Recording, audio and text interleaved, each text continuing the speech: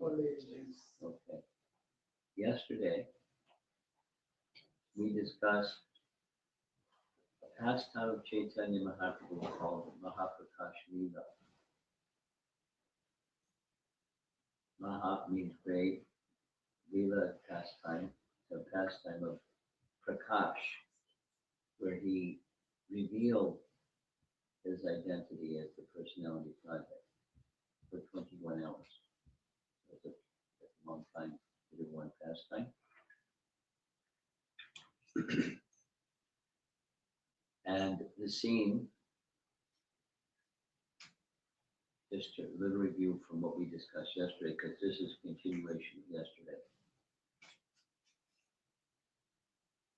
In his childhood, or rather in his youth, he received training. His father was a Brahmana, Jagannath Mishra, and he was given the name Vishvambar.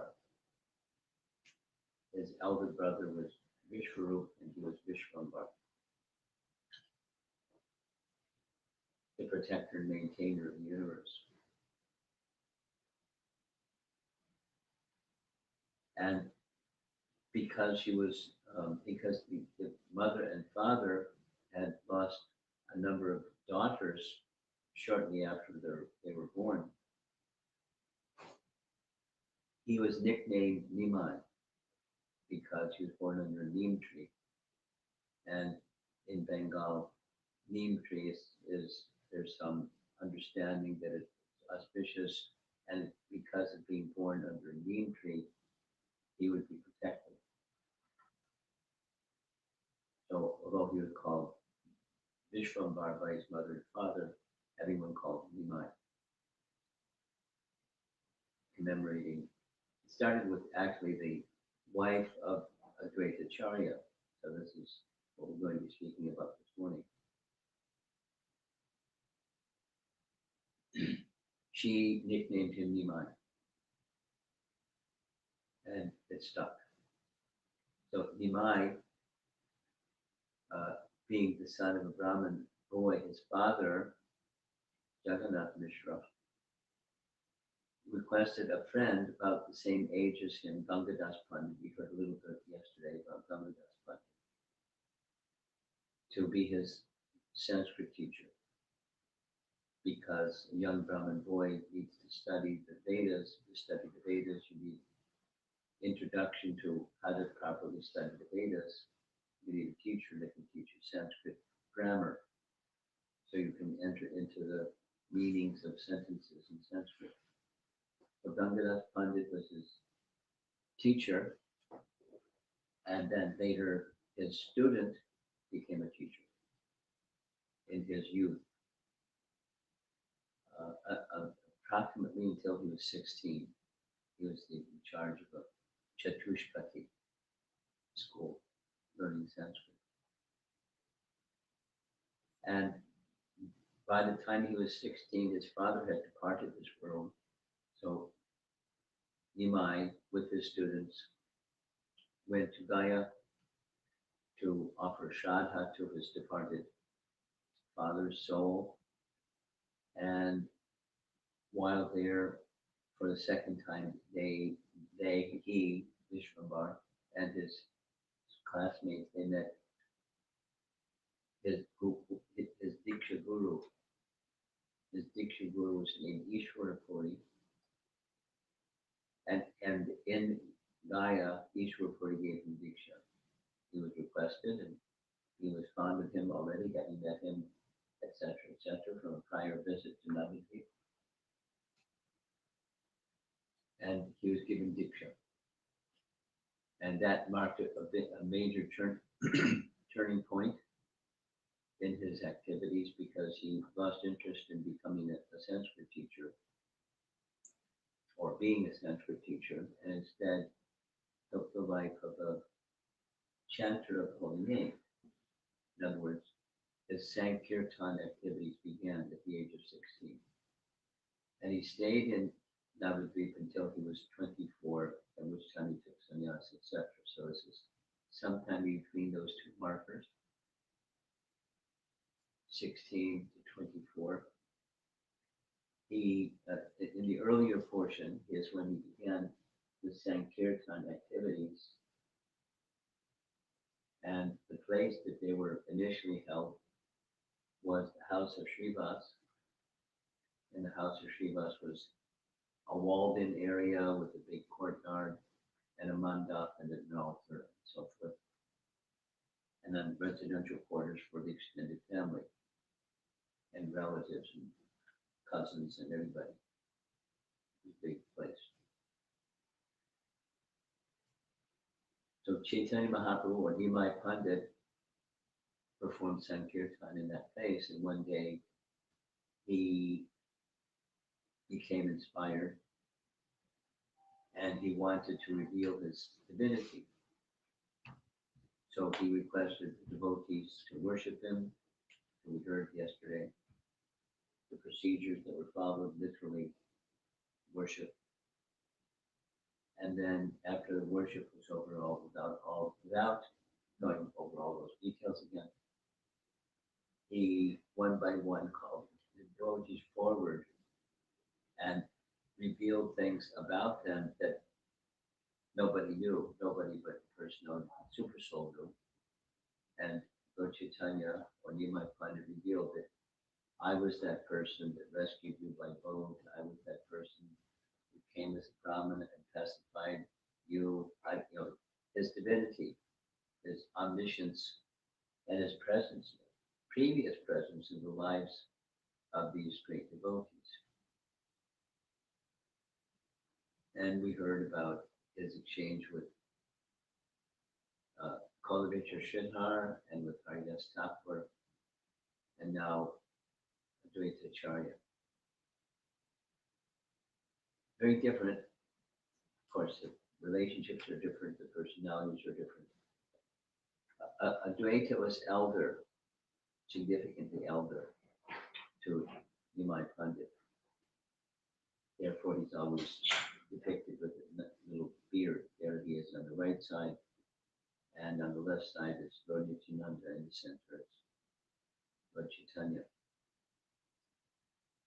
So when he called forward Advaita Acharya, he was very happy to hear. Chaitanya Mahaprabhu said, you taught every verse of Bhagavad Gita in relation to devotional service. So it's intended, the artwork is an old piece of art.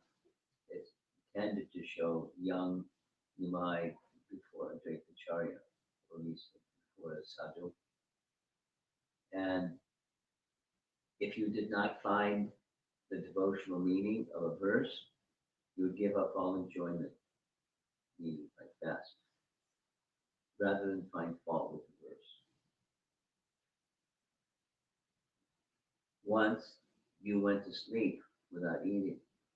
I then manifested myself before you and gave the real meaning of the verse. I cannot tolerate your slightest distress, therefore I appeared in your dream and spoke to you.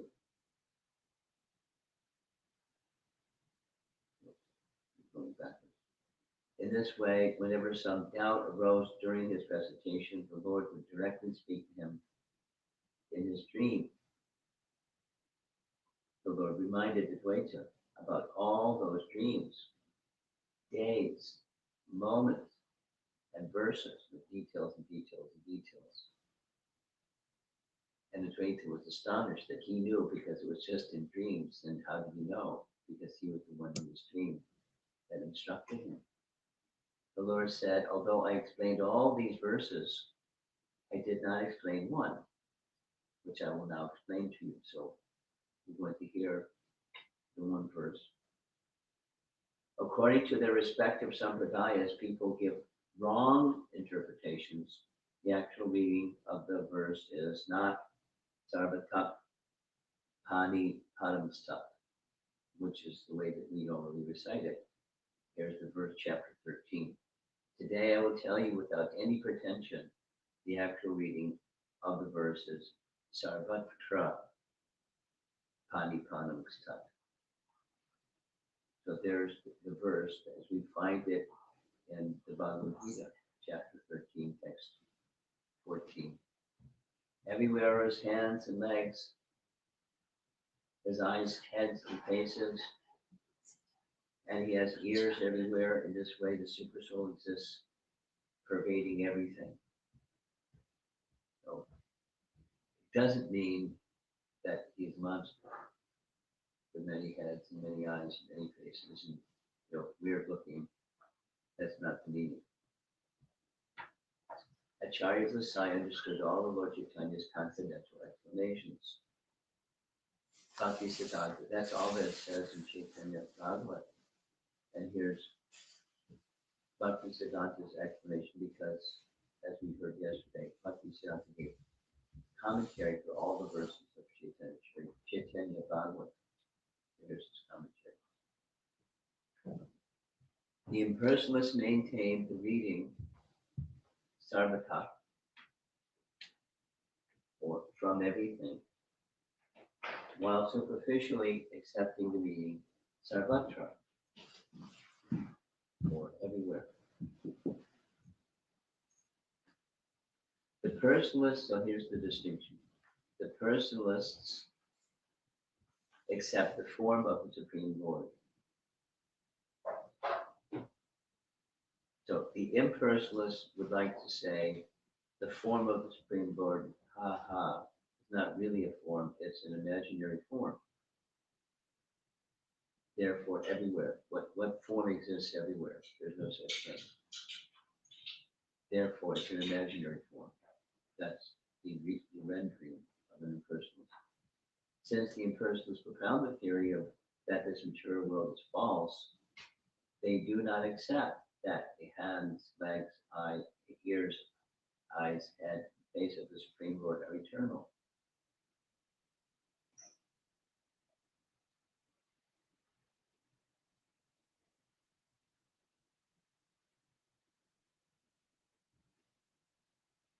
So the Sanskrit is one, they take it as secondary meaning because it matches their philosophy. But Vishwambhara raised his arms and said, everyone look at me and ask for any benediction you desire. Hearing the Lord's word, so they're in the house of Srivas, or in the courtyard where the temple is. Hearing the Lord's words, everyone became jubilant and asked for a benediction according to their desire. Advaita's expression. O Lord, my desire is that you bestow mercy on the foolish, wretched, and fallen persons, which was very similar to one of the three external reasons for Lord Chaitanya's descent. I'll remind you. In Chaitanya Charitamrita, there's a statement that there are three external and three internal reasons for Lord Chaitanya's advent. And one of those three external reasons was Advaita Charya, seeing the condition of the age of Kali after Krishna's departure, etc. He wanted to do something very degraded and further degraded and further degraded. And so he wanted an incarnation of the Supreme Lord to descend. And he's powerful, and he's a learned Brahmana. So he remembered from scripture a certain passage that says, when you want to get the attention of the Supreme Lord, you can do so by offering to him even something simple, like a leaf and a palm full of water,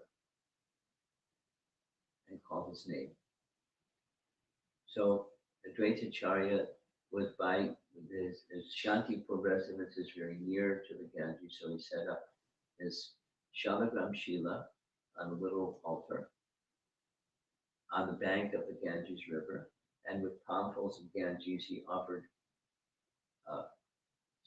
prayers to the Supreme Lord in the deity of Shalagram Shila form, and in loud voice called out for the Lord to descend. Not just to send a representative, but he wanted him to come himself. Later, Chaitanya Mahaprabhu said I was in mystic slumber in the ocean of milk as Shirodakshai Vishnu, and I heard the loud cries of Advaita calling my name. So I came, revealing that reason, the one of the three reasons, external reasons of the Lord's appearance. So he, Advaita Acharya, wanted exactly what it says on the screen here. He wanted an incarnation of the Lord to deliver the foolish, wretched, and fallen persons, and who in this age of Kali is not. Manda Samanda Matayo Manda Bhagavati Padvata, in the language of the Bhagavatam.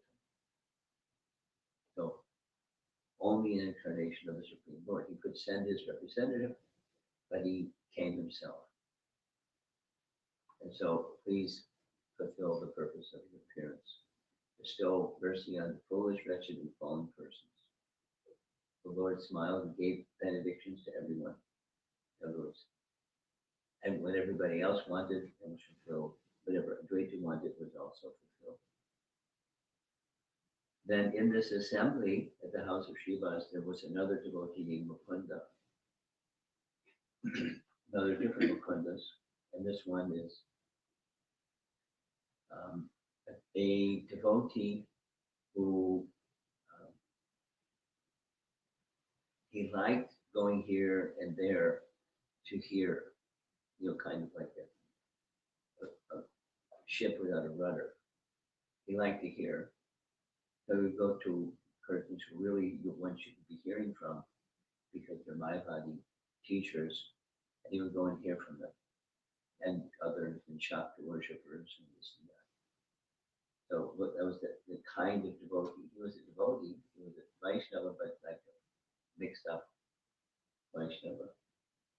So Mukunda was embarrassed because he knew his position, that I'm going to this place and that place, and Nimai Pandit doesn't like it. And he did it anyways. So he was an offender. Mukunda was sitting behind a curtain. He had no power to come before the Lord. Advaita said,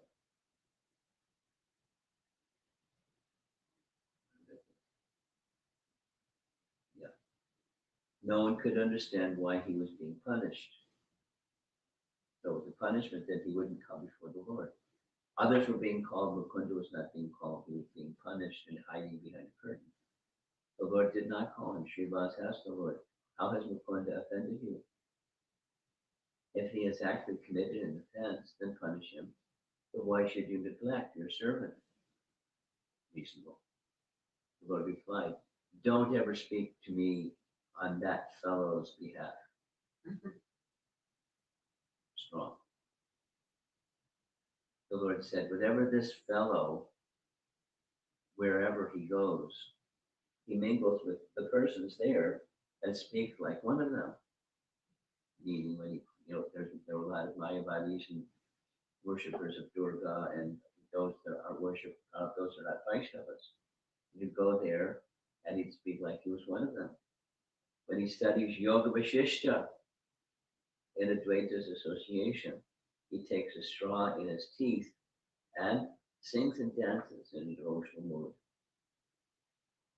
Yoga Vashishta, a little intricate, but essentially it's an impersonal doctrine.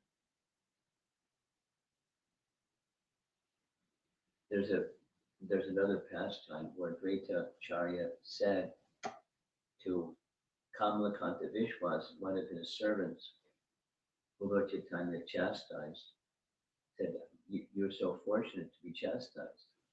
I had to speak Yoga Vashishta in order to become chastised. Because Yoga Vashishta is an impersonal doctrine. And Lord Chaitanya didn't like it. So Lord Chaitanya chastised his elder. What are you doing? Yoga Vashishta. So Mukunda with Advaita was studying Yoga Vashishta.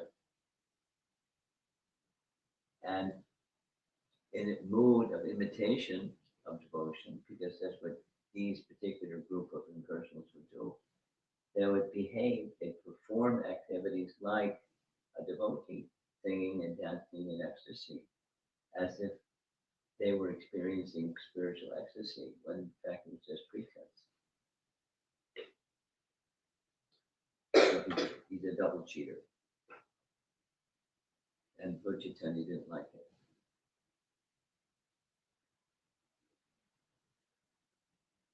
So Lord Chaitanya said, when he studies Yoga Vajishta in Advaita's association, he takes straw in his teeth and sings and dances in a devotional mood. The painting is on the next slide also. This is an old style of art indicating the Mahaprakash Leela. The image to the right side, that's meant to indicate the Yoga Mandap, although in a little, it looks like a fence, not a fence, looks like a, how do you describe, like a canopy. And then devotees would come before him one by one, and he would reveal his divinity before them in different ways. So that's the scene, and that's where it's happening at the house of Srivas. And the person's running here, running there. He committed an offense against devotional service, therefore he cannot see me. When he mingles with another sampradaya, he constantly beats me with a stick by not accepting devotional service. So I don't want to see him. Don't speak on his behalf. Mukunda heard everything from outside. He heard that he would not get the Lord's darshan. So he was very sad. The exalted Vaishnava Mukunda thought there's no need to continue my life. So he was having suicidal thoughts. Mukunda requested Srivas to ask the Lord when he'll be able to see him.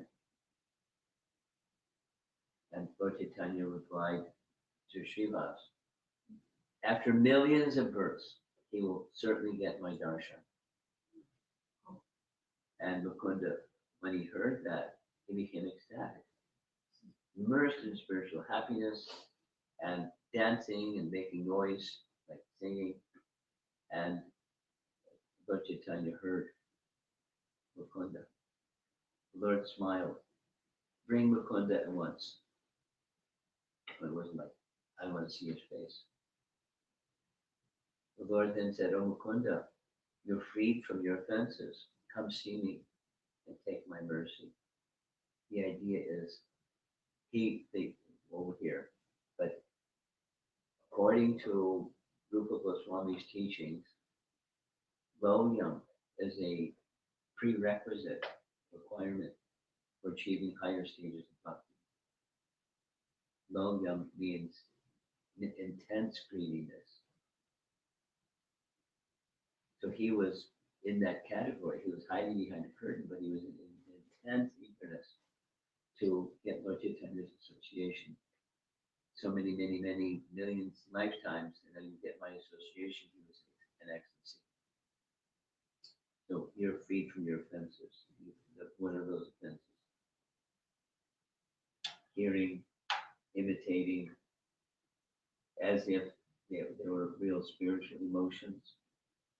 That's those are things that are not to be done. So those offenses were excused based upon his strong desire to have Lord Chaitanya's association. The faults of your bad association are vanquished. I have been defeated by you.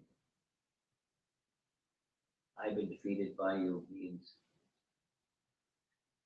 I have standards, but your enthusiasm and loyam, your eagerness, greediness to have my association, any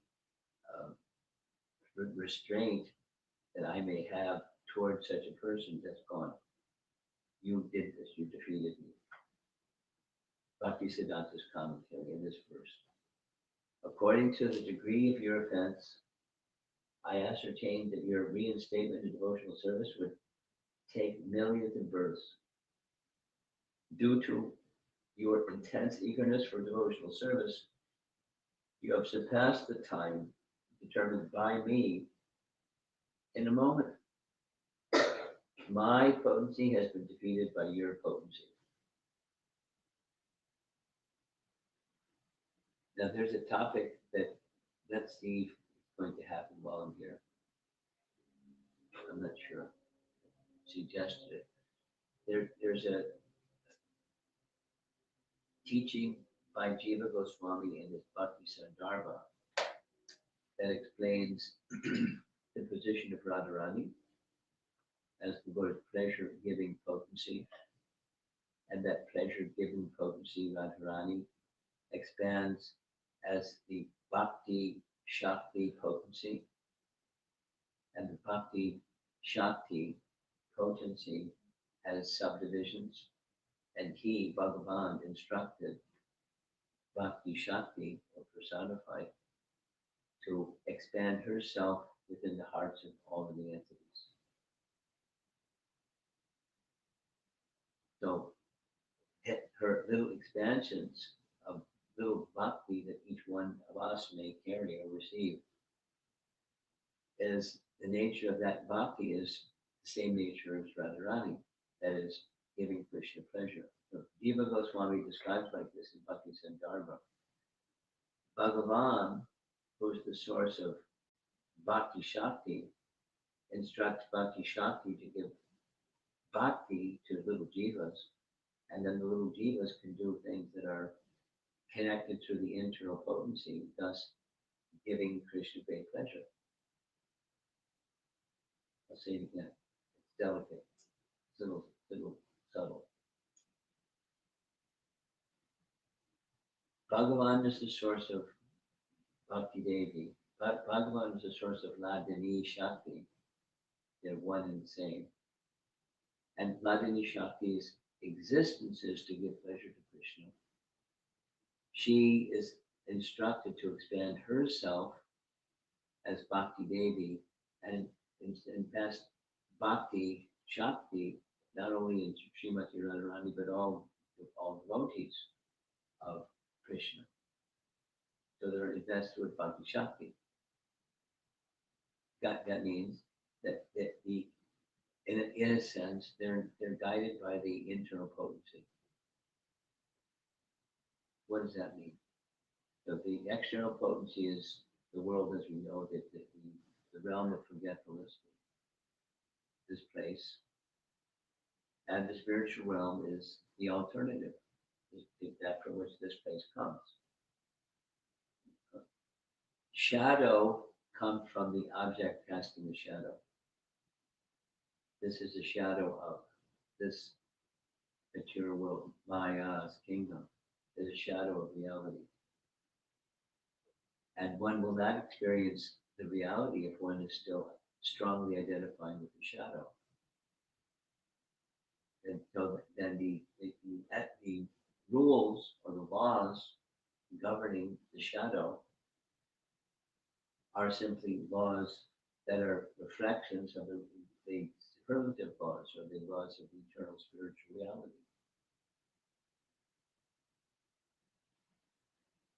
And so light is stronger than darkness. Just like you lifted the curtain. A bunch of sunlight came in because of the curtain was blocking the sunlight. So light is stronger than darkness. Principle, very easy. Light switch, darkness dispelled. So as light is stronger than darkness, so the internal potency is stronger than the external potency. The external potency dismisses ignorance or darkness, the darkness of ignorance. So the spiritual potency is not just knowledge, it's spiritual potency. And spiritual potency in its full package is Satchit Ananda, eternity, knowledge, and bliss, not just knowledge. The antidote for ignorance is bhakti,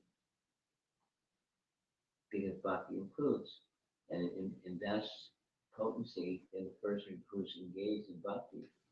in understanding things that otherwise are misunderstood or not understood. It's very simple. Bhakti is more powerful. Light is more powerful. So Lord Chaitanya is saying to Mukunda, you defeated me. My punishing potency is unable to act. But the Maya aspect of my potency is unable to act because of you. And therefore I, the source of light, have been defeated by you. Nice. It's subtle, but it's nice. You are my singer, and you always reside with me. I was joking with you because you are a proper candidate. Joking with you means you can't come before me. I was joking. It was a joke. But it's okay because like he would like Nimai Pandit was doing with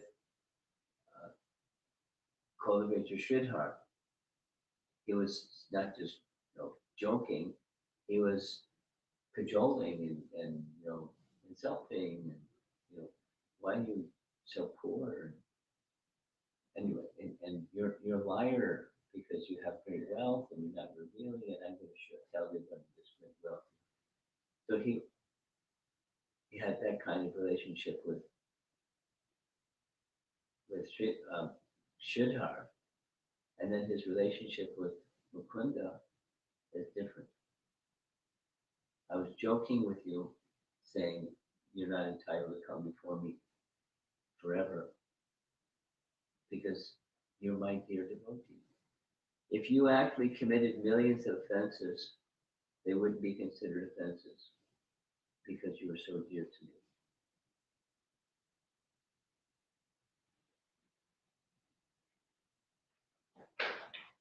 Like this behavior between Sridhar and Nimai. It's insulting. He was saying insulting things. And Sridhar was a little cautious because here's a Brahmana and he's saying these harsh things and what am I to do? But he's a Brahmana, so I'll just accept it. So he's like in an awkward position. But both Sridhar and Mukunda were deeply devoted. The relationship was different.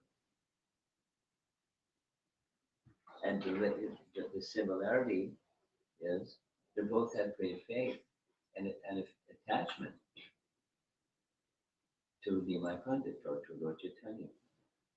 And for that reason, his attachment to him was the reason why he was being so affectionate, so dear to him.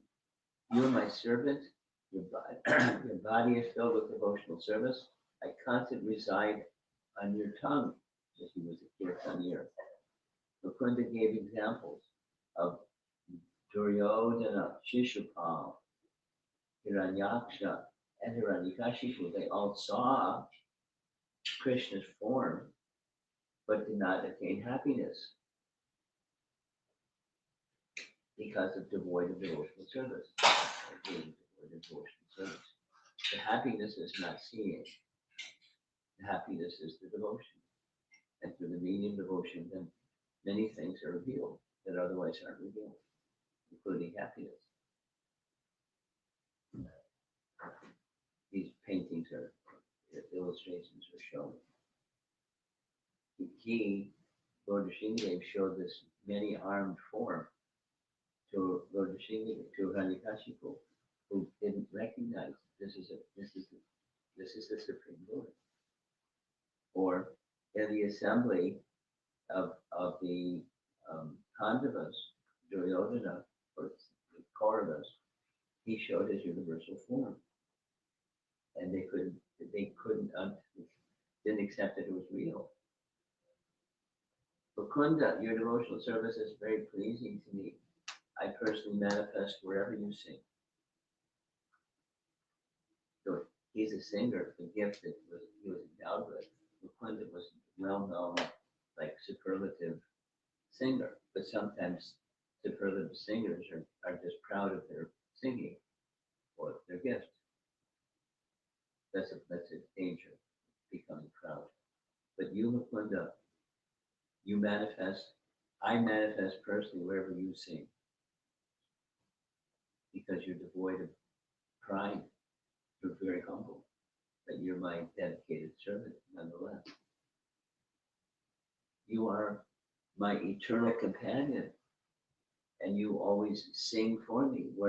Wherever I incarnate, you will appear as my associate to sing the glories of Hari. So he's indicating they have the eternal pastime. Thereafter, the Lord gave his garland and gave remnants to everyone. So he's been neglecting, now he's glorified. So contrary behaviors. But the neglecting was for the purpose of having the intensity. One of the reasons for obstacles in bhakti, you may have experienced some obstacles. We always, there's no one that has not. And there's this, the internal potency works one way, the external potency works a different way. The external is punishment. You do misdeeds, you get punished for those misdeeds. Supposing you're a devotee and there's some difficulty that comes, some hardship comes, or something, someone does something harsh or or hurtful, it happens. For a devotee, one can and one should see those as special mercy of Krishna. What does that mean?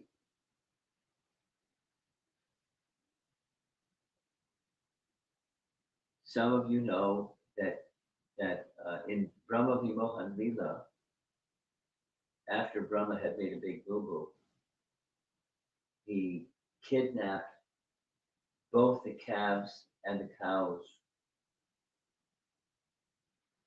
and the cowherd boys, excuse me, of Krishna. That those are eternal associates. They're not just friends; they're eternal associates of Krishna. And he kidnapped them. At least he thought it that way. Planning to do. So that's not just like that's more than a no-no. It's not just the sin of stealing. It's an aparad. He interfered with Krishna's pastimes. He's with his cowherd boyfriends, and he's interfered with the pastime.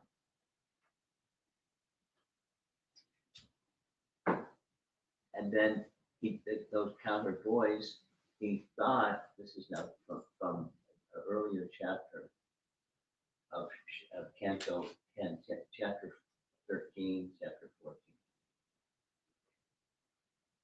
He put them to sleep. This is the pastime. And so he went back to the scene of the crime to see what's Krishna going to do. Now that the calves and the cowherd boys are gone, what's he going to do? He had cried. What's he going to do? When he came back, there was the calves and cowherd boys, the pastime. And he was like, I just put them in the cave. And here they are, same calves, same cowherd boys. And Krishna showed they're not just calves, cowherd boys.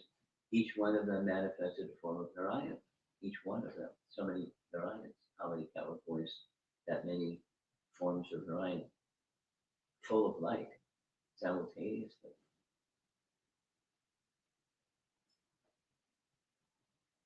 His senses became inert. He was stunned to see what he saw. Then other things happened.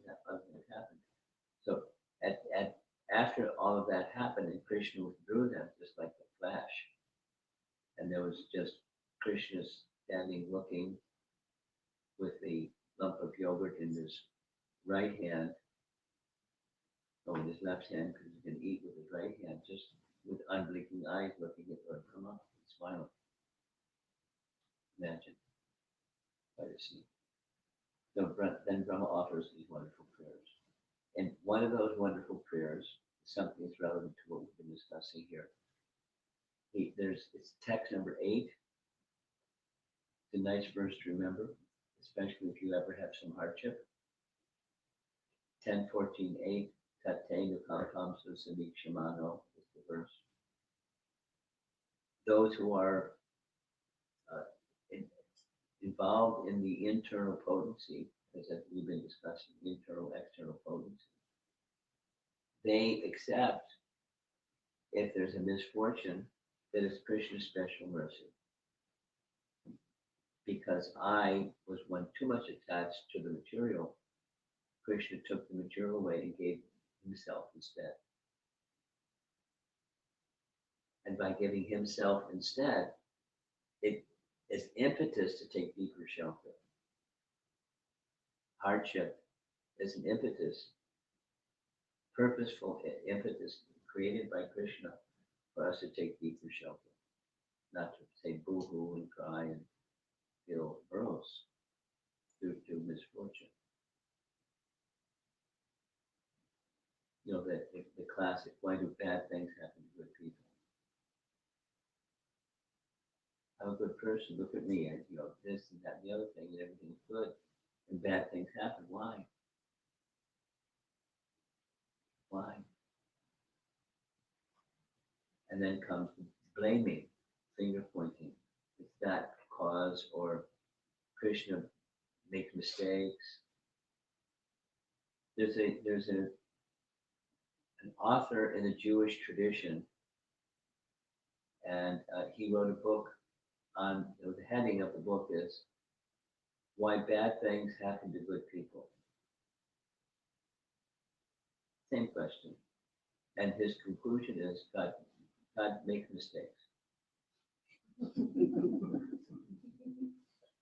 In his book, describing that theology, it shouldn't be. Why the Jewish people have been tormented for so long, like over so many centuries, by different people that didn't understand their tradition, the habits, and their way of dress, and things like that. God made a mistake. That's his conclusion. It's because it shouldn't be like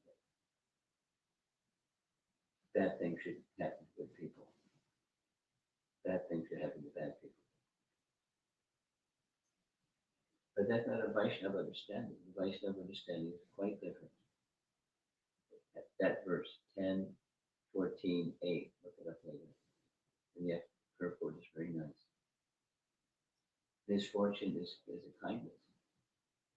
So that when that which I was taking shelter of is now absent, what do I take shelter? The proper shelter taking is the purpose and intensify the effort. So it's purposeful. It's, when great danger comes, it's time to turn to God. And it's a mercy for that to happen.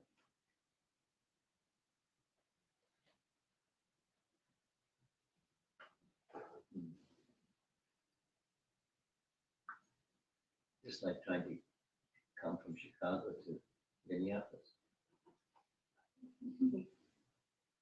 I've never had an experience like what happened yesterday. It was very disoriented. Without all the, it was a whole series of things. I'm sitting at the departure lounge. There's three in Midway Airport. There's A, B, and C channels, or with many gates. So I was sitting at the one that was assigned right on my boarding pass, B19. I'm getting ready to board. She said, this is going to Norfolk, Virginia. We're not going to Minneapolis. You have to go to A17. To get from B19 to A17 took about 20 minutes. That was how it started. And then when we got to, when I got to A17, there was a delay by an hour just to get on the plane. They hadn't started boarding yet. she said, I'll call them over there, so they'll know you're coming. The plane won't leave without you. It didn't leave without me. Then we just sat, and then we're on the plane. And we sat in the plane for another almost 2 hours,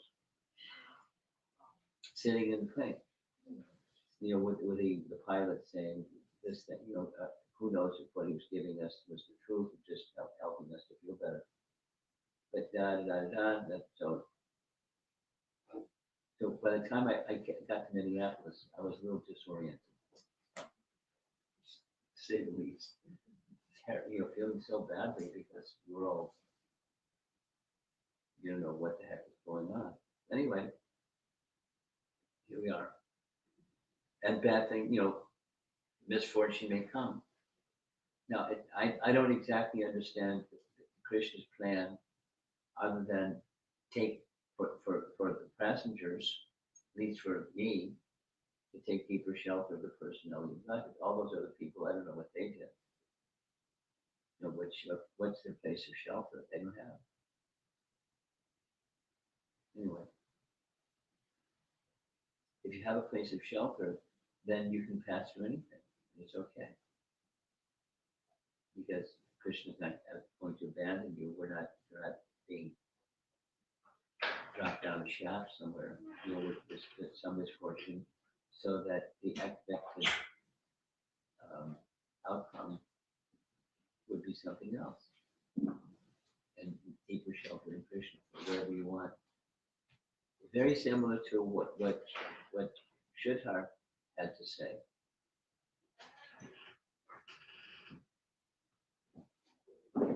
Sometimes, even in the course of the 2-hour exchange they had daily, he's treating me harshly. He wants to take my goods. I'm a poor man. He wants to take my goods and cheat me, but I can't just do this every day. But he's a Brahmana. And so whatever it is, it's for my good, and so I'll just accept it, it's for my good, whatever it is. So he, Kulavitra Sridhar,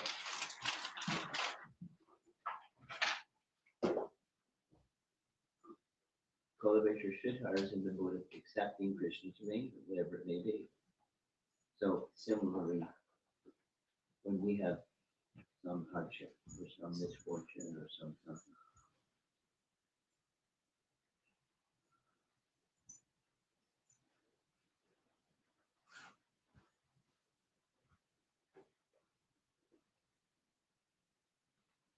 so back to Mukunda. The Lord, after,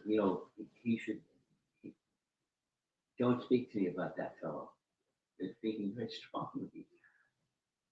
And when he saw his eagerness, after many millions of lifetimes, then surely he'll get my association. They started dancing. And he hadn't done anything wrong. So now the Lord's giving his garland and fatal remnants to everyone, including Mukunda.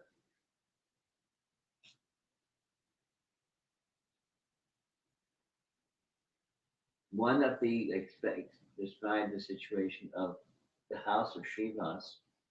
It's an extended family situation. So one of his brothers had a daughter named Narayani. And there's a very nice detailed explanation here. It's just touched on. But Lord Chaitanya asked Narayani, cry Krishna's name. Call out Krishna's name with tears in your eyes. And she immediately just complied. And she, wasn't like a standard behavior of hers. She's a shy girl. So Narayani, calling Krishna's name, started to cry. And calling loudly. And this is again this Mahaprakash, showing his divinity. Very, very similar, different, but very similar to Lord Chaitanya passing through the Jharkhand forest, getting all the wild animals that are normally inimical to one another,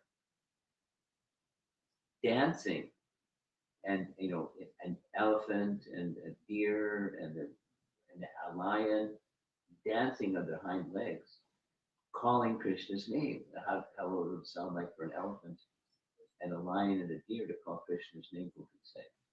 But that's what they were doing by his influence. Or another very nice example I like very much. Every year, the devotees from Bengal would come to Jagannath Puri to attend Rath Yatra. There's no train, so they walked. And to walk during that period of time was a long walk, and it was Muslim rule, and sometimes they're favorable and sometimes unfavorable Muslim kings. They had to pass through that area, risk your life journey, for a couple of weeks, almost a month.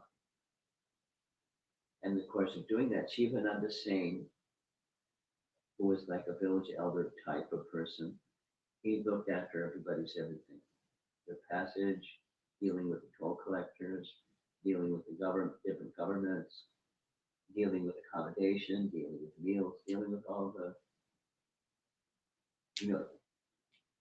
several hundred people, 300 people, according to Chaitanya Charitamrita.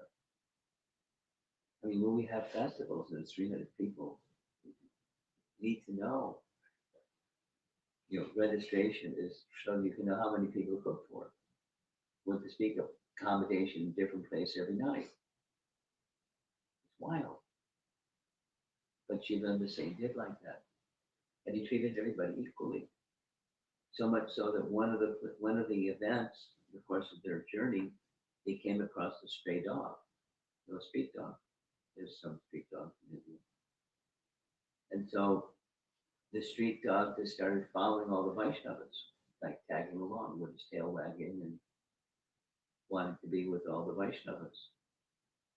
So Shivananda Singh, made a point to make sure that the dog also got prasadam. He didn't give him dog food, he gave him prasadam. The dog was happy to have prasadam. Until one day he was missing. At the end of the day, he couldn't find the dog. So he sent, according to Chaitanya Charitamrita, he sent 10 men in 10 different directions looking for the dog to feed him. Couldn't find him. He was very sad. Felt maybe I'm offended or maybe something. When they got to Puri, he found the dog. He had made his way all the way to Jagannath Puri, not only in Puri, but where Lord Chaitanya was sitting with his associates. Beautiful painting. In the lower right corner shows that the dog was some coconut pulp because Chaitanya Mahaprabhu was sitting in a seat. The dog was in the audience and he was commanding the dog, like Narayani, chant. And the dog would chant, Krishna. And he throws some coconut pulp. And the dog would chew on the coconut pulp. And Shivananda Singh came at that time and saw what was going on. And so Shivananda Singh offered his obeisances to the dog. Now it's to the super soul within, not just to the body. And when we offer obeisances, it's not to the body, it's to the super soul within. There's another I'm telling stories. There's another very nice example of that. When Bhima was searching for the lotus flower source that Draupadi wanted, way, way, way, way up in the Himalayas. You know the story? No. No? Oh, you know the story. I'll tell you the story. This was the second time that they had gone in the North Country, in the Himalayas. There's a tributary of the Ganges named something.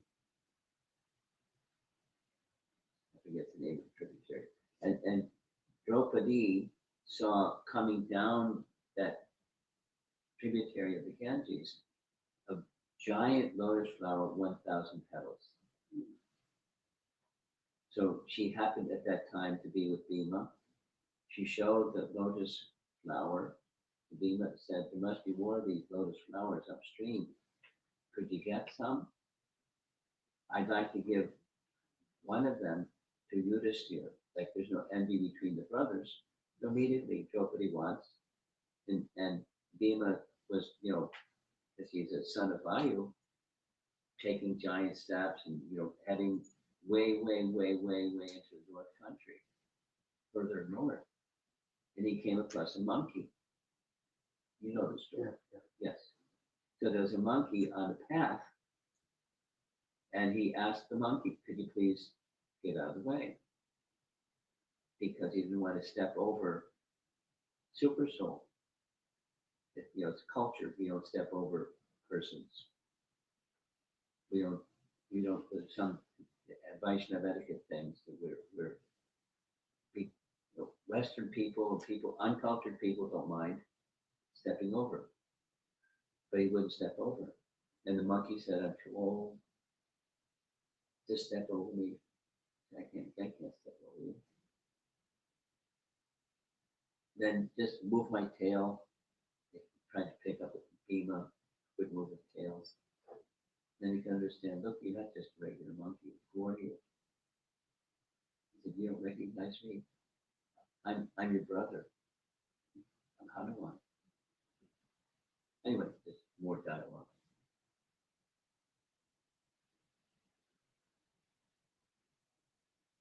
We respect wherever there is super soul. And wherever there is super soul, then that's everywhere. The connection with the source of everything is already established.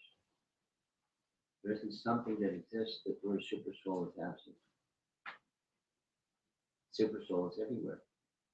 Within every heart of living entity, within every atom of matter.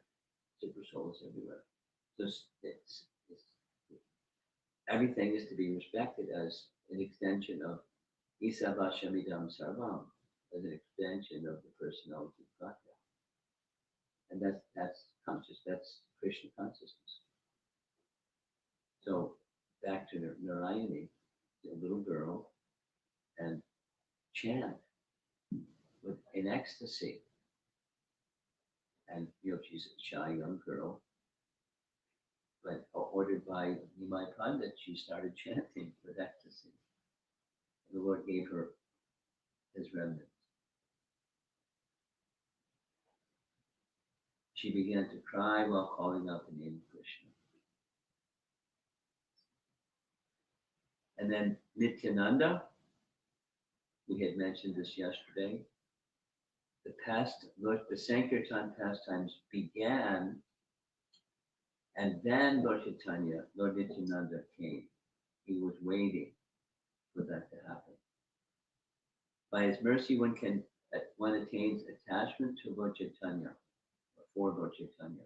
Simply by worshipping Lord Nityananda, one will not face danger anywhere. By the mercy, Vrindavan Das Thakur, who's the author of Chaitanya Bhagavad, he's a devotee of Lord Chaitanya, but he's particularly devoted to Lord Nityananda. And therefore, one of his books, besides Chaitanya Bhagavad, is Nityananda Charitamrita. It's really fascinating. The whole book, just his realizations in his unique way of writing, glorifying Lord Nityananda and his intimate friendship and love with Lord Chaitanya. It's a really fascinating book. Vrindavan Das Thakur is a wonderful author. By his mercy, by the mercy of Nityananda, one can know Gaurachandra and understand the science of devotional service. If somehow or other one disrespects Nityananda, then Lord Chaitanya himself declares he's ruined. Now, In Chaitanya Bhagavat, there's not a long description of what that Mahaprakash Leela was, but just their affection between the two, Nityananda and Chaitanya Mahaprabhu. Then came Mother Sachi. And we're going to end with this. In the case of Mother Sachi, she wasn't called. Nimai called many, many, many persons. He didn't call his mother. Vishwarup, the elder brother of Mahaprabhu, felt great ecstasy in association of a great Prabhu. They both relished the mellow of ecstatic love, and as a result, during that period of time, Vishwarup, was associating with Lord Chaitanya. He was just a young boy, a child with curly hair and a chanting dress. On the order of his mother, the Lord, Vishwambar or Chaitanya Mahaprabhu, would go to Advaita Acharya's house, reminding Vishwarup it's time for breakfast. Every day. And every day and every day. So she could put two and two together and understand my son, my elder son, has deep devotional sentiment inspired by Advaita Acharya in his recitation of Srimad Bhagavatam. And I'm going to lose that son. He won't come back. The little boy doesn't want to have his meal. Every day, every day, every day. I'm going to lose him. Lord Vishwambar captured the hearts of everyone with his most attractive form as a child. And when he came to bring Vishwarup, even Advaita Acharya forgot everything else, just looking at the face of this wonderful little boy. And yet, yes, Vishwarup can go. Later, Vishwarup projected all worldly enjoyment and joyfully passed his time in the association of Advaita. Within a short time, Vishwarup accepted sannyas, which means he left home. His mother no longer saw him. She's already without a husband because he died when he was younger. So now she just has Nimai. So here comes the detail. When Mother Sachi saw that Vishwarup left home because of the association of Advaita Prabhu, she became unhappy with Advaita Prabhu. She didn't say anything. She just felt some ill will. Sachi did not publicly criticize the behavior of Advaita Prabhu, but she nevertheless enacted the pastime of committing an offense against Advaita. Offense can be mental, not just verbal. One has to be very careful. And because of that mental offense, Chaitanya Mahaprabhu, when he's doing his Mahaprakash Leela, he didn't call his mother. That is very quite natural of the motherhood, right? Yeah. Motherhood, when they lost the child, yeah, they will nowadays they will. That's the material side. The spiritual side is my son has become an elevated sadhu. My life is Do we need to get the permission from the parents when they do this? It's not required. Traditionally, yes. There's exceptions to tradition. In this case, Vishwarup didn't ask. We just did. That's what mother's not happy with this. Okay, so you're siding with Mother Sachi. Yeah, I'm siding with mother. Mother is a mother, right? Okay, motherhood. So I understand something. I'm not a mother, but I understand something. It's natural. Her feelings natural. I got it. Yet, out of fear of offending a Vaishnava, Mother Sachi did not say anything, but kept her grief within. Then her second son, Lord Vishwambar, rejected all worldly happiness. He gave up the company of Lakshmi and passed his time at the house of Advaita. And she saw, uh-oh, it's happening again. Since Gaura Hari gave up the association of his own wife Lakshmi Devi and passed his time with Advaita, Sachi's apathy for Advaita began to increase. Double this.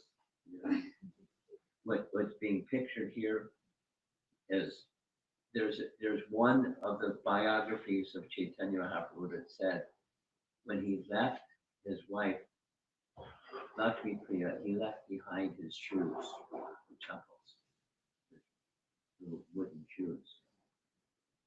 When Mother Sachi saw that her son was not staying home, she said, Advaita Acharya Gosai will take away the son also. In lamentation, she continued, why is he called Advaita? This Gosai is actually Dvaita. She said it, her heart. He is Advaita to this world, but he is bewildering me with his network of duality. This was her only offense. For this reason, the Lord did not bestow devotional service on her. So listen, there's a lesson. You'll be happy with a lesson. There's a purpose. Yeah, you want to guess what the purpose is? He, Nimai, wanted his mother to offer forgiveness, seek blessings and give forgiveness, request forgiveness for having spoken against him. One day, on the day of the Mahaprakash Leela, that's what our topic is, Sachi Devi could. Srivas asked, why aren't you inviting your mother to come here and take the blessing like you've done with everyone else? My mother has committed an offense against the great Prabhu, so I will not show her this form. He didn't abandon her, but when the devotees informed Sachi what her son had said, she immediately went to Advaita and begged him for forgiveness. I mean, what she did was motherly and said, no problem. He didn't take it as a problem. After Advaita had heard Sachi's confession, he began to glorify her as one who had carried the Supreme Lord in her womb. He continued to do so until he became unconscious from the overwhelming love that he felt. When he fell unconscious, Sachi Devi finally took the dust from his lotus feet and thus was freed from her offense. Mahaprabhu was satisfied with his mother and showed her his glorious divine form.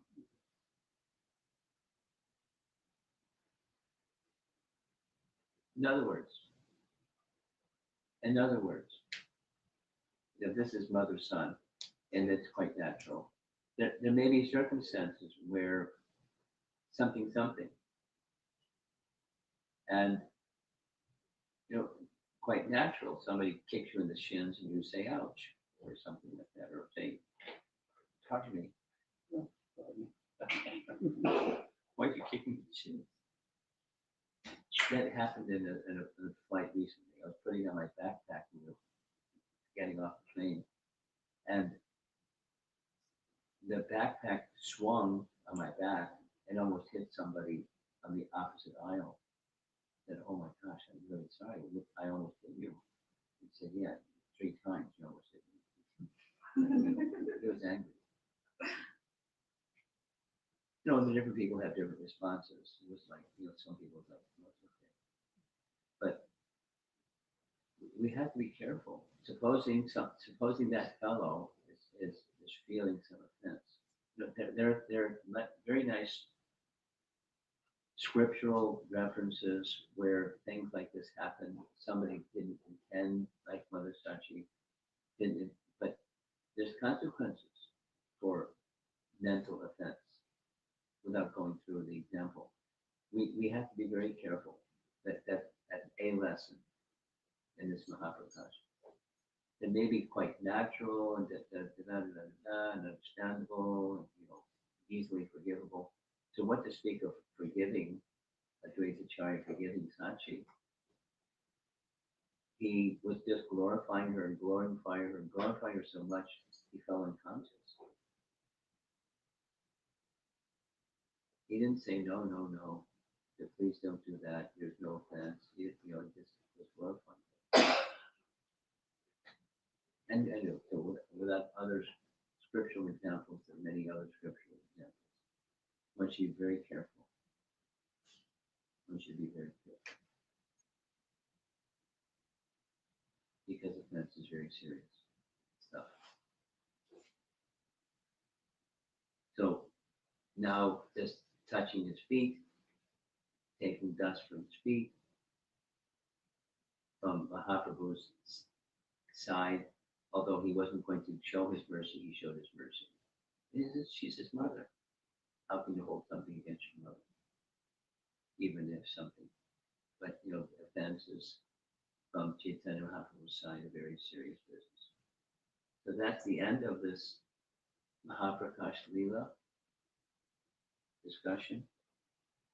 And it's a quarter after 12. Now I could do, and there's some options.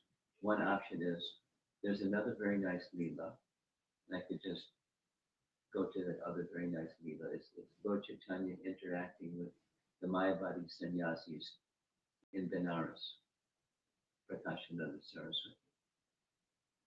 I could do that. Or we could just pause and see if there's some discussion, because different groups I'm accustomed to different groups having different lively interactions. It's the nicest part of any presentation is the discussion that comes afterwards. We can reserve the discussion after this Leela. You want to? Yeah. I won't be able to finish it. That's okay. Let's go and continue the another Leela. Anyone else? Please, Maharaj, Please. please go ahead with the. Okay, go ahead. Well,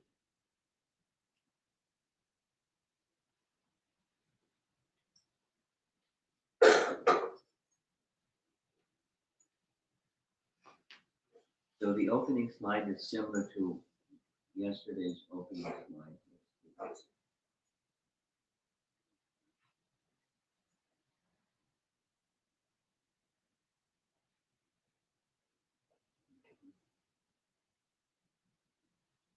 Prakashananda Saraswati. So here's the scene.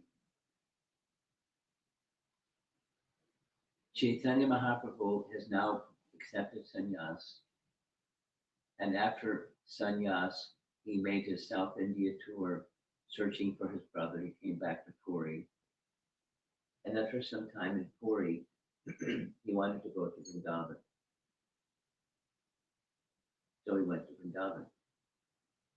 And on his way to Vrindavan, he passed through the same place where he met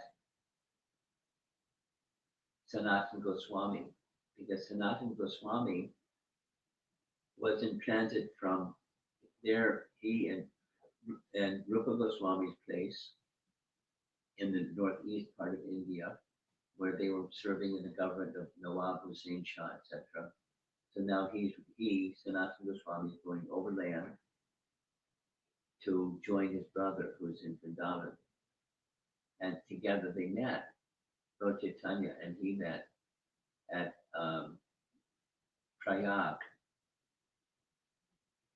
So when he went through Prayag, he didn't associate with the Mayavadi sannyasis that were there. And then on his way back from Vrindavan, again, he stopped in the same place. And the devotees there were a little concerned because the Mayavadis were criticizing him because he was associating with worldly people and singing and dancing and not doing what a nice Mayavadi sannyasi should do. Chant Om and read Vedanta Sutra and those kinds of things. So the pastime is described in Chaitanya Bhagavat a little differently, but the same chronology.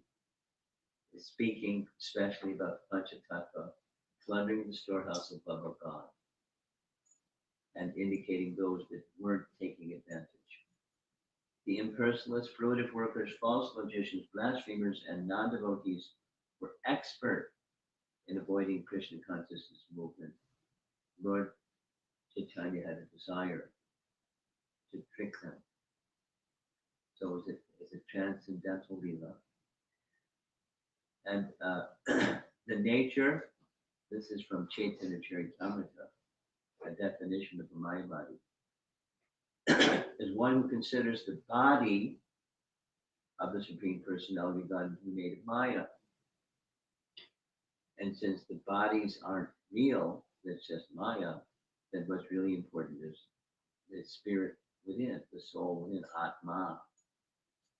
And so, since I'm Aham Brahmasmi, and the body of Chaitanya Mahaprabhu was like that, he's just one of us. The body is material. That's their view. And also considers the abode of the Lord in the process of approaching him, devotional service to be Maya. That's the Maya body. Still Chaitanya Charitamrita. Mahaprabhu remained in the household of life for 24 years. On the verge of his 25th year, he accepted sannyas order. At the end of the month of, this is from Chaitanya Charitamrita, Chaitanya Mahaprabhu accepted the sannyas order from Keshava Bharati, who belonged to the Shankara Sampradaya. And there was a reason, because the Shankara Sampradaya was very, very prominent. And the alternatives to the Shankara Sampradaya weren't nearly as prominent, although there were 4 Sampradayas, but the respect and the prominence went to the Shankara Sampradaya. So that's the sannyas order from which he accepted. All were converted into devotees of Lord Chaitanya, even the Mlechas and Yapanas. Only the impersonalists following Shankaracharya evaded him. Well, Lord Chaitanya Mahaprabhu was passing through Varanasi on his way to Vrindavan. Mayavad sannyasi blasphemed him in many ways. The Mayavadi's accusation that devotees do not study Vedanta is false. This is Prabhupada's purport. Mayavadis do not know that chanting, dancing, and preaching the principles of Srimad Bhagavatam, Bhagavad Dharma, are the same as studying Vedanta. Thus, neglecting the blasphemy of the Varanasi Mayavadis, Lord Chaitanya proceeded to Mathura. And after visiting Mathura, he returned to meet the situation. He had a plan. This time, Lord Chaitanya stayed at the house of Chandrasekhar. And the house of Chandrasekhar is the place where he met, you see, Sanatana Goswami with hair and a nice blanket and chadar. And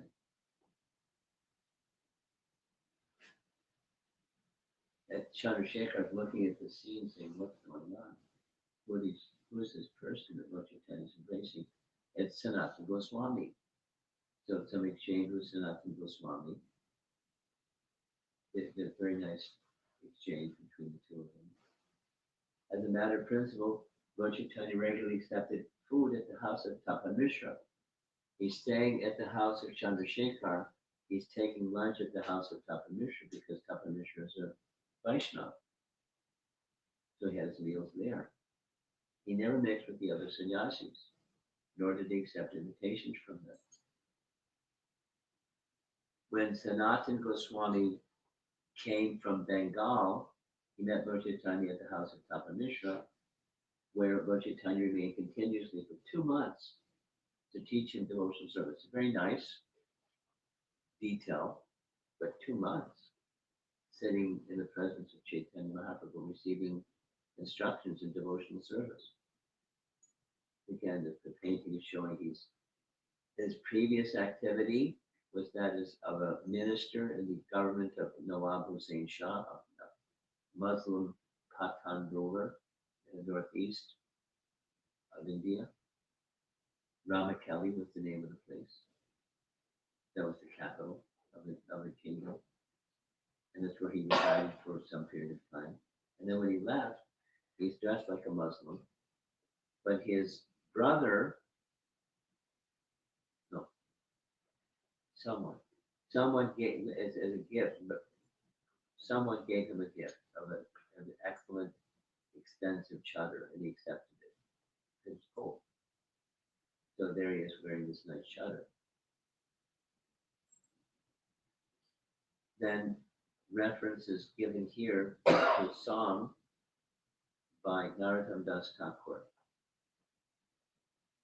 And if you need a little background on who is Narottam Das Thakur, he was one of three persons who continued in the disciplic succession from Chaitanya Mahaprabhu to Rupa and Sanatan to Jiva Goswami, and then these three.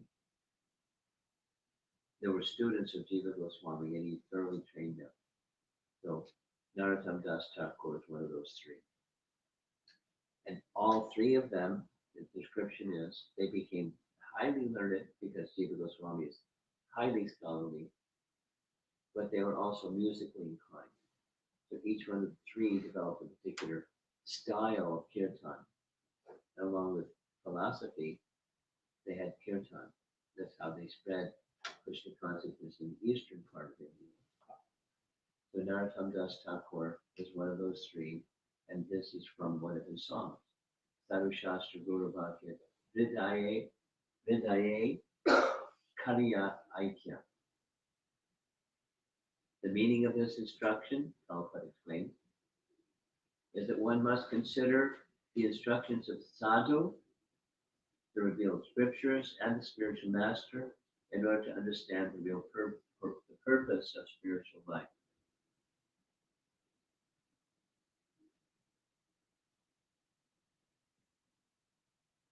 So for 2 months, Lord Chaitanya is instructing in at the house of Tapa Mishra, and for those 2 months, the Mayavadi sannyasis were ramping it up a little bit in their criticism.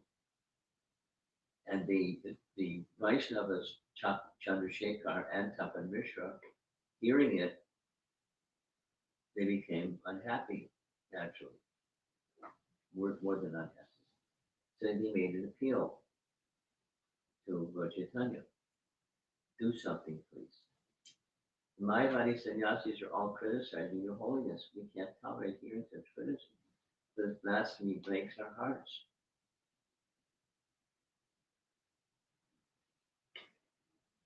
Prabhupada report. One should be very meek and humble in his personal transactions. And if insulted, a Vaishnava should be tolerant, not angry. If there is blasphemy against one's guru or another Vaishnava, one should be angry. As angry as fire. At that time, so while they're having this exchange, Tapa Mishra Chandrasekhar, please do something. We can't bear this criticism. So here's the something. A Brahmana came at home to meet the Lord. The Brahmana immediately felt the lotus feet of Chaitanya Mahaprabhu and requested him to accept his proposal in a joyful mood. Proposal was come and have prasad with the Mayavadis. Lord Chaitanya smiled and accepted the invitation. He made this gesture to show his mercy to the Mayavadi sannyasis. The next day, when Lord Sri Chaitanya Mahaprabhu went to the house of that Brahmana, he saw all the sannyasis of Benares sitting there. Surprise. Didn't go to their ashram, he went to this Brahmana's home. But the Brahmanas were under the influence of the Mayavad sannyasis. As soon as Chaitanya Mahaprabhu saw the sannyasis, he immediately offered his obeisances and then went to wash his feet. Custom. There's a foot wash place outside the door. So he sat, after washing his feet, he sat in the place where he had done so. The place was dirty, considered contaminated and dirty. After sitting on the ground, Chaitanya Mahaprabhu exhibited his mystic power by manifesting an effulgence as brilliant as the illumination of millions of suns. Millions of suns. Like from an effulgence. The idea is a little bit like the Mahaprakash Lila. Prakash, the effulgence of the sun. One of the meanings. So he showed his Brahman effulgence. And the Mayavadis were like, wow, that's our worshipable goal, this effulgence. And he's full of all potencies. When the sannyasis saw the brilliant illumination of the body of Chaitanya Mahaprabhu, their minds were attracted. They all immediately gave up their sitting places and stood in respect, which is culture. The leader of the Mayavadi sannyasis was named Prakashananda Saraswati. And after standing up, he addressed Lord Chaitanya Mahaprabhu as follows, with great respect. Well, with respect, but it's also a little challenging. Please come here, Your Holiness. Why do you sit in that unclean place? What has caused your lamentation? So there's a lot of Mayavadi sannyasis over there in that house, the big house. The Lord replied, I belong to a lower order of sannyas. Therefore, I do not deserve to sit with you. Lower order means the particular sannyas guru was not by their pecking order in the higher order of sannyasis. And therefore, you're more elevated sannyasis. I'll sit over here. Thank you. Chaitanya Mahaprabhu accepted sannyas from the Bharati Sampradaya and thus considered himself a lower sannyasi. A sannyasi is one who is advanced in spiritual knowledge, is not from whom you take initiation. Prabhupada's purport. Jagat Guru is one who is the controller of his tongue, mind, words, belly, genitals, and anger. Not what sampradaya you're from. Prakashananda Saraswati, however, caught Chaitanya Mahaprabhu personally by the hand and seated him with great respect in the midst of the assembly. So the confrontation hasn't happened yet, but you see next to his right leg, there's that water pot. The water pot is next to a basin where you wash your feet. And that's where he sat, in an unclean place. And there's the sannyasis watching this exchange with their leader and Lord Chaitanya. Prabhupada's purport. Thus, Sri Chaitanya Mahaprabhu very tactfully gave Prakashananda Saraswati an opportunity to advance in Agyata Sukriti so that in the future he might actually become a Vaishnava sannyasi, which is what happened. But little service. Little service. And a conscientious Vaishnava is thoughtful about such things. Here's a little Prabhupada story. We all like Prabhupada stories. As we all know, when he was crossing the Jaladuta, he had 2 heart attacks. He stayed in America for some time and he had a 3rd heart attack. The doctor that attended him said, Swamiji, if you have another one, you'll die. So here's what I recommend. Every day, at least for an hour, you should have a vigorous walk. And that will help you in case this 4th one does come. So Prabhupada took it seriously and began a morning walk. It became just part of what he did every day. For around an hour, like a long time to go for a morning walk. And many places Prabhupada would go to park. The devotees would arrange a ride to get to the park if there wasn't a park nearby where he was staying. And then he'd walk through the park and have exchange and have conversation and this and that. Get back and resume his activities every day for an hour. In some places there weren't parks nearby, so he would sometimes walk through city streets. One of those times was he was in London, and as Prabhupada was passing by in the crowd of people, if they made eye contact, Prabhupada would say something because he's personable. Hello, good morning. Then it became a regular thing, hello, good morning. So the devotees asked Prabhupada, how come you don't say Hare Krishna instead of hello, good morning? Prabhupada's answer was very nice. He said, if I say Hare Krishna, they'll think this man is sectarian, and they'll dismiss. But if I say hello, good morning, they reply, hello, good morning. And in this way, the devotional service has begun. Cool, huh?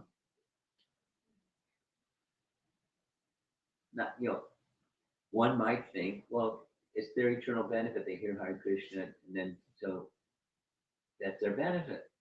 Anyone who hears, any living entity that hears Hare Krishna, the plants, and the trees and the birds and the bugs and the insects and microbes, and just hearing this sound. So there's benefit that goes to that. In addition to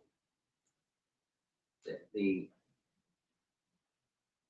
having a big, because I've had this happen. Of course, everyone's different, but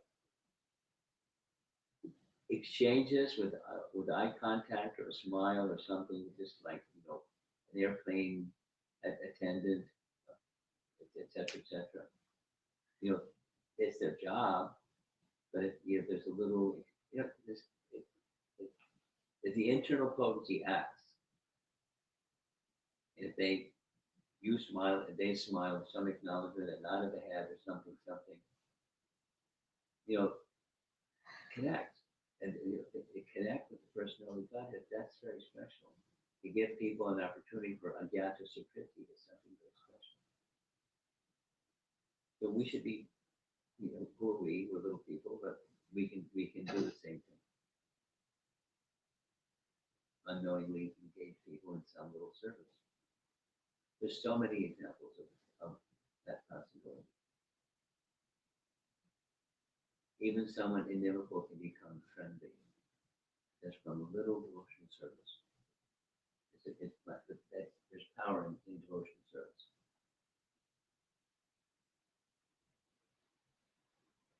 So Prakashananda then said, I understand that your name is Sri Krishna Chaitanya. Your disciple Kesha Bharati. Therefore, you are glorious. You belong to our Shankara Sampradaya and live in our village, Varanasi. Then why do you not associate with us? Why is it you avoid even seeing us? You are a sannyasi. Why do you then indulge in chanting and dancing, engaging in your Sankirtan movement in the company of fanatics? There's the knife behind the cloak. He's now pulling out the dagger. What was really, irritating them. Meditation and study of Vedanta are the sole duties of sannyasis. Why do you abandon these to dance with fanatics? Natural question. You look as brilliant as if you were Narayana himself. You kindly explain the reason that you have adopted this behavior of low-class people. So why the painting is meant to show he is still exhibiting his effulgence. And they're like, wow. That's our goal, is this effulgence. Prabhupada's purport. Mayavad sannyasis address one another as Narayana because they think that they are going to be Narayana or merge with Narayana in the next life. Prakashananda Saraswati appreciated that Chaitanya Mahaprabhu had already directly become Narayana and did not need to wait until his next life. This effulgence surrounding him. Chaitanya Mahaprabhu replied to Prakashananda Saraswati, my dear sir, kindly hear the reason. My spiritual master considered me a fool and therefore chastised me. You are a fool, he said. You are not qualified to study Vedanta philosophy, and therefore you must always chant the holy name of Krishna. This is the essence of all mantras or Vedic hymns. Now the painting is showing the sannyas. Note on the lower part, there's Madhu the barber. He had the task of shaving his head. And when a big deal. If hair of Bengalis at the time was like no big deal. So shaving his head was a big deal. And his commentary, Bhaktisiddhanta writes, one can become perfectly successful in the mission of his life if he acts exactly according to the words he hears from the mouth of his spiritual master. Vishwanath Chakravarti similarly says, accept the words of the spiritual master, as his life and soul only fools give up the service of the spiritual master. Disciple, and what a disciple who acts independently, he checks his own spiritual progress. So, I did what my spiritual master said. After describing the potency of the Hare Krishna Mahamantra, my spiritual master taught me another verse, advising me to always keep it within my throat. We all know the verse. Hare Nama, Hare Nama, Hare Nama, Eva Kevalam, Kalo Nastyeva, Nastyeva, Nastyeva, for spiritual progress in the stage of Kali. There is no alternative. There is no alternative. There is no alternative to the holy name, holy name, the holy name of God, pretty strong. Glories to the holy name, or of the holy name. In this age of Kali, one can achieve spiritual progress only by chanting the holy name of the Lord, simply chanting the Hare Krishna mantra. One can be freed from all material contamination and thus be elevated to the spiritual world. Chanting the holy name of the Lord immediately renovates the transcendental relationship of a living being with the Supreme Lord. Therefore, there's no necessity for initiation or further spiritual activities in devotional service for one who engages in chanting of the holy name of the Lord, meaning offenseless chanting. So now he's describing to Prakash, Ananda Saraswati. I saw that I'd become bad by chanting the holy name, and I immediately submitted this to my lotus feet of my spiritual master, my dear Lord. What kind of mantra you have given me? I've become mad simply by chanting Mahamantra. When my spiritual master heard all this, he smiled and then began to speak. It's the nature of the Hare Krishna Mahamantra that anyone who chants it immediately develops his loving ecstasy for Krishna. It's very good, my dear child, that you've attained the supreme goal of life, developing love of Godhead. Thus, you have pleased me very much, and I'm very much obliged to you. So that's why he's doing what he's doing instead of what they're doing. Now, Prabhupada's purport, he says, Bhaktisiddhanta used to say, even at the expense of all the properties, temples, and mosques that I have, if I could convert even one person into a pure devotee, my mission would be fulfilled. And that happened. When a person is actually advanced and takes pleasure in chanting the holy name of the Lord, who is very dear to him, he is agitated and loudly chants the holy name. He also laughs, cries, and becomes agitated, and chants just like a madman, not caring for outsiders. I firmly believe in these words of my spiritual master, and therefore I always chant the holy name of the Lord, alone and in the association of devotees. The holy name of the Lord sometimes causes me to chant and dance, and therefore I chant and dance. Please do not think I've intentionally do it. I do it automatically. So there he is with the Mayavadi sannyasis. After hearing Lord Chaitanya Mahaprabhu, all the Mayavadi sannyasis were moved. Their minds changed, and thus they spoke with pleasing words. I'm going to conclude shortly. Mayavadis insult the Supreme Personality of Godhead by defining his blind, deaf, dumb name intelligence. Personal exchanges of love between the Lord and the devotees do not appeal to the Mayavadi sannyasis. Srila Prabhupada explains that one should try to convince the opposition by quoting from the Shastras and presenting the conclusions of the Acharyas. Next. Dear sir, there's no objection to your being a great devotee of Lord Krishna. Everyone is satisfied with this, but why do you avoid discussing Vedanta Sutra? What is the fault in it? Lord Chaitanya Mahaprabhu smiled slightly and said, the absolute truth is described in the Upanishads and Brahma Sutras, but one must understand the verses as they are. That is supreme glory and understanding. Sripad Shankaracharya described all the Vedic literature in terms of indirect meaning.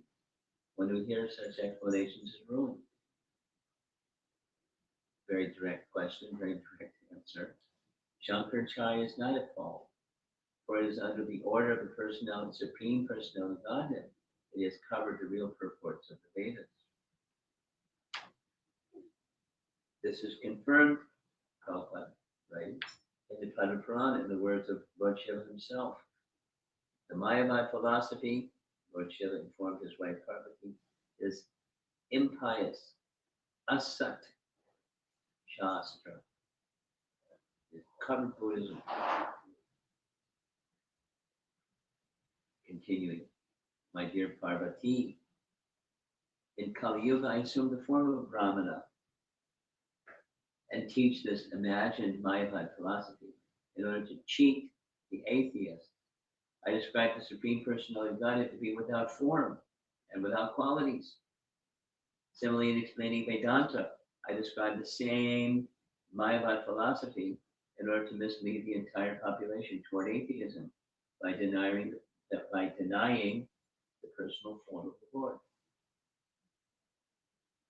In the Shiva Purana, the Supreme Personality of Godhead told Lord Shiva, in Kali Yuga, mislead people in general by propounding imaginary meanings for the Vedas to bewilder them.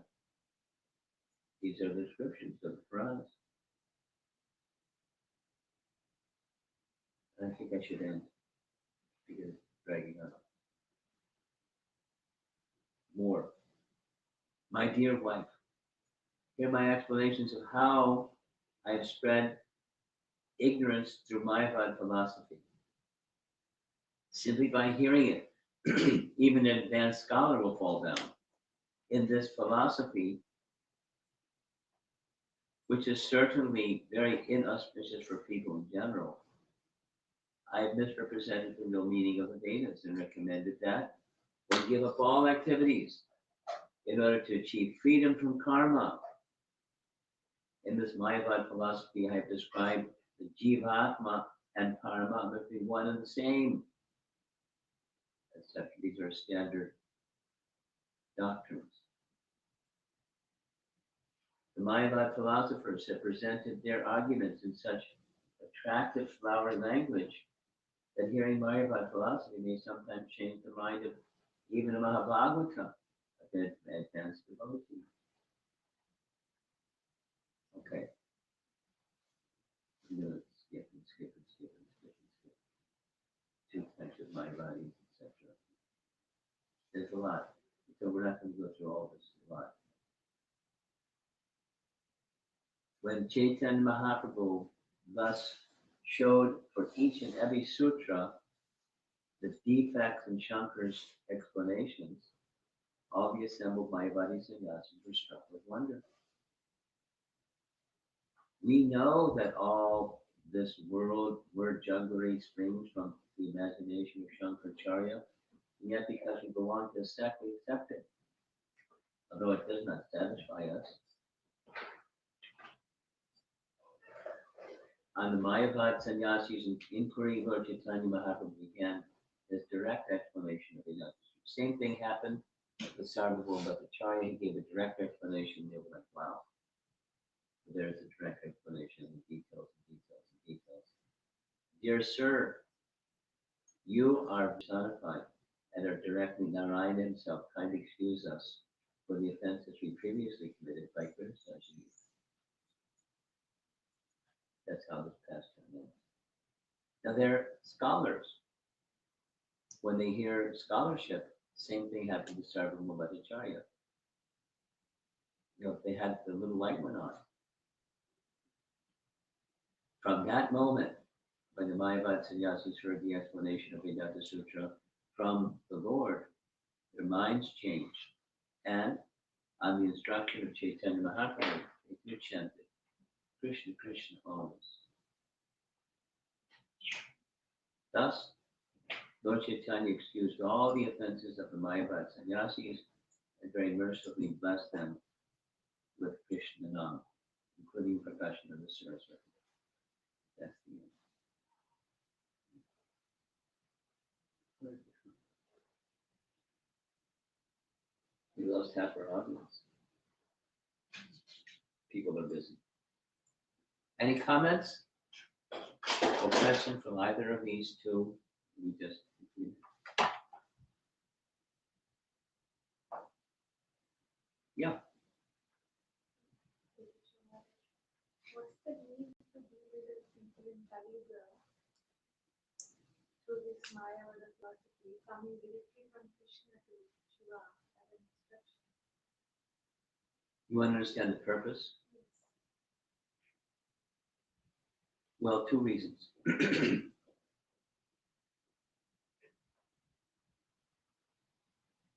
As an antidote for Buddhism is one of the two reasons. And Buddha, as you know, he's an incarnation, one of the avatars. And it's part of Kali Yuga that people would take improper advantage of what's found in the Vedas and exploit it. That's what's going on. In the name of sacrifice of animals, that was for a higher purpose. The higher purpose was set aside, and the people had ways of slaughtering animals. And as a young prince, he saw, the pastime is to stop people from misuse of the Vedas. He rejected the Vedas,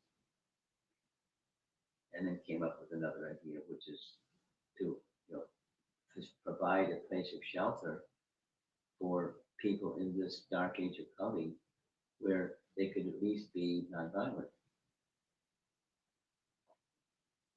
but rejecting the Vedas. So the second reason is to restore the Vedas. He appeared. And to help the people who had become Buddhists to become accepting of the Vedas, he presented covered Buddhism. The language is different, but the essence, there's some differences, but the essence is quite the same. The absolute truth has no form. One says he has no form at all. The other is he has a form made of Maya, like we do. And that means we're like Narayana, Narayana is like us, and so Om Namo Narayanaya. You address each other, Mayavadi, you address each other that way. You are that Narayana. Because there's an aspiration. So it's a little elevated in a sense of acceptance of the Vedas and acceptance of Narayana. but wrong acceptance of Narayan, wrong acceptance of the Vedas. So it's facility for the people of the age of Kali to be bewildered. But at least give them the Vedas, as opposed to rejecting the Vedas. So those are two purposes, ostensible purposes. Now the result is havoc, at least for some people. But I would say, for me, as a young American kid growing up in America, I didn't know what Mayavad doctrine was, but when I heard it, it's like, forget it, without the details. So, but it's for persons who, it's a trap. They can think they can be spiritual and at least, refrain from simple activity and lead more in the direction of a life of goodness as opposed to a totally degraded life.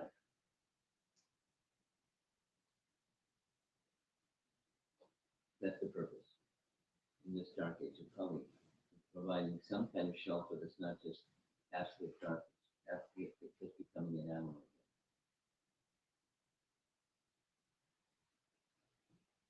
Or a college down.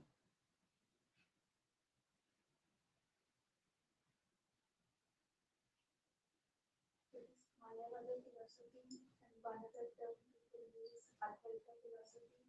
Are these both same? Yes. Kevala, Advaita, absolute monism.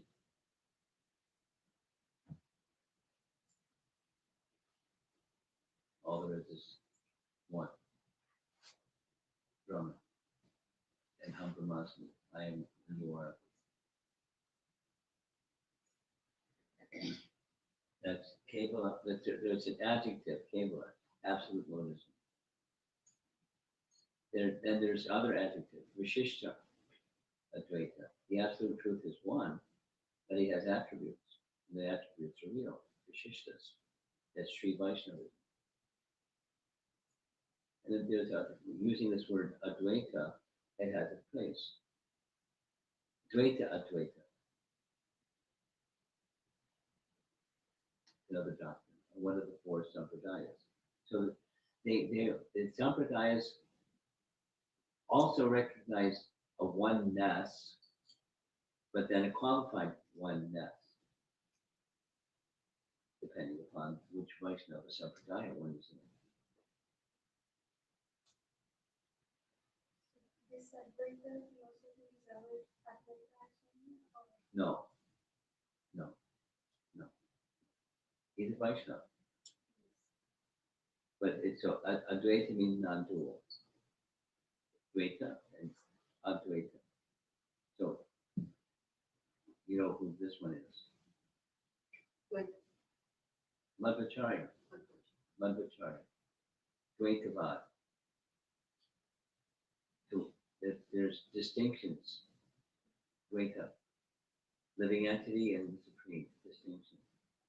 Living entity and matter distinction. Living entity and matter, varieties of matter, Dvaita, etc. So Pancha Veda, two distinctions. So his doctrine in summation is, so he didn't make the emphasis on Advaita, he made the emphasis on Dvaita. so Advaita is coming from Madhvacharya Dvaita is Madhvacharya. and Advaita is coming from Shankara. Shankaracharya. Yes. There was a conversation without all the detail. That if you're interested, there's a little book, little skinny book by Bhakti Siddhanta. The language is Bhakti Siddhanta's lofty language, but the four sampradayas is the title of the book. And he said,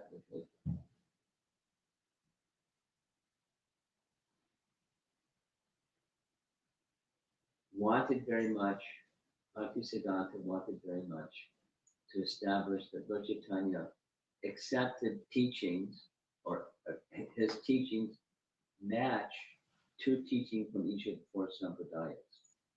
Not like he was an eclectic, but what Lord Chaitanya's teachings encompass the teachings of all the sampradayas, two and two, thus unifying its philosophy. But if you're interested, the four sampradayas is the title of the book. It's Bhaktisiddhanta's picture on the cover, and it gives the explanation how they how Lord Chaitanya's teachings combine the slight variations of emphasis, and thus in their worship and their rituals and their destination.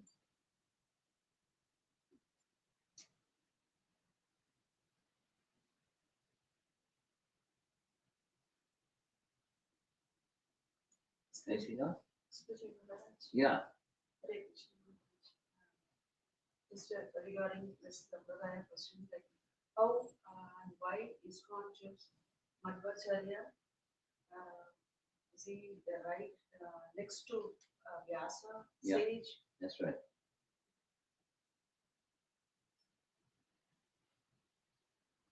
You just want to understand the line of succession? Yeah, next. The detail is chronologically, Madhvacharya is much later than Vyasa. The prominence of Vyasa was the time of Krishna's appearance. But Vyasa is a Chiranjiva. He lives until, through the cycle of four yugas. He lives a long time. And he resides way up in the upper Badri, beyond the Badri that we can go to, the higher realm. So Madhvacharya, being the son of Vayu, had developed a teaching on the Vedanta Sutra. And he wanted verification that I have reached the right conclusions. So he made an overland pilgrimage all the way to Upper Badri. There's details and details and details describing that. And he received verification from Vyasa. So thus the reciproc line is Brahma, Narada, Vyasa, Madhva.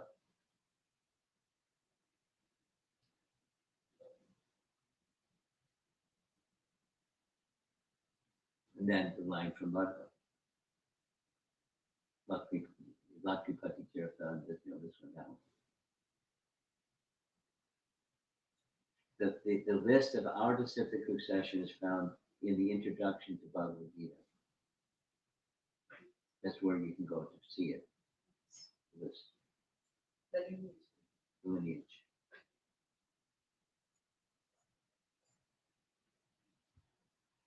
Okay. Yeah. So, Advaita is an expansion of Sadashiva. Yes. But it had to, yes, but a little clarification would help, because when somebody hears the word Sadashiva, generally they hear Shiva. It's like And the Sadashiva that he is an expansion of is not the Shiva that we know. Vishnu Tattva. Yeah, Vishnu Tattva Sadashiva, in the spiritual world, Sadashiva. So since he is very taking part in Lord Chaitanya Leela, okay. So is he aware about the complete Leela and Yeah. paying, or Yeah. any Yoga Maya or that? No, he's aware. I mean, a personality like Advaitacharya knows what Krishna wants him to know. And he's omniscient. There's nothing he doesn't know. But there were other devotees, they were asking also. Yeah. Thank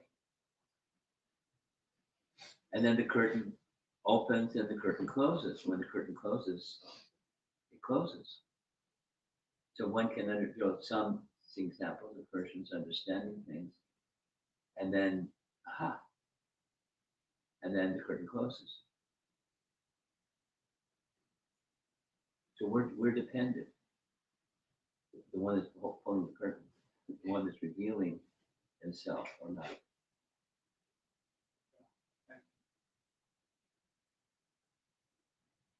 Okay. Well, some of you stuck it out. Thank you for participating. And there's going to be a different topic this evening. I think the Jiva Goswami topic. At least that's my plan. It's a nice topic. If you make it, if you don't, you can give the recording. It's a nice topic.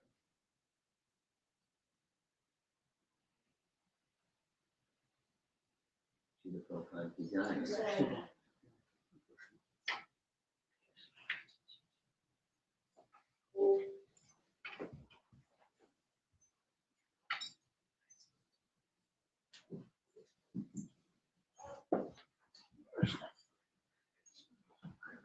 I fixed it.